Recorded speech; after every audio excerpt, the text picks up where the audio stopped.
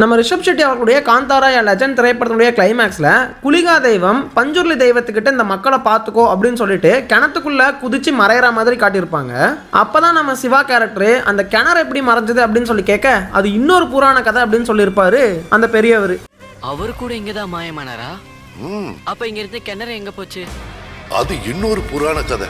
அந்த கிணறு எப்படி மறைஞ்சது அப்படிங்கிற அந்த புராண கதையை ஒரே ஒரு போஸ்டர்லேயே சொல்லிட்டாரு நம்ம ரிஷப் ஷெட்டி அவர்கள். அது என்ன அப்படின்னா, இந்த காந்தாரா லெஜண்ட் திரைப்படத்துடைய ஃபர்ஸ்ட் லுக் போஸ்டரை நம்ம பார்த்தோம் அப்படின்னா கிணத்துக்குள்ள இருந்து நம்ம ரிஷப் ஷெட்டி அவர்கள் கத்திக்கிட்டு இருக்கிற மாதிரியும் மேலே இருந்து சில ஆட்கள் இறங்கி வர்ற மாதிரியுமே காட்டியிருப்பாங்க.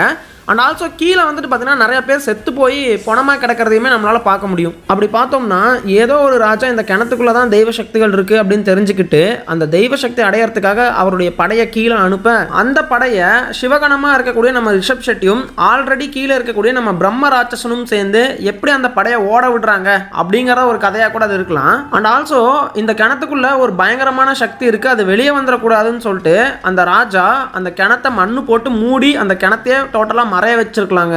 அப்படிப்பட்ட அந்த ஒரு ராஜா யாரா இருக்கலாம் அப்படின்னு பாத்தீங்கன்னா காந்தாரா லெஜண்ட் திரைப்படத்துல ஒரு சீன்ல கடம்பக்காரர் அப்படிங்கிற ஒரு கேரக்டரை இன்ட்ரோடியூஸ் பண்ணிருப்பாங்க. அந்த கடம்பக்காரர் யாருன்னா பாங்கரா அரசருடைய ஒரு நண்பர் தான். மேபி அவரு கூட இந்த ஒரு தெய்வ சக்தி அடையணும்னு நினைச்சிருக்கலாங்க.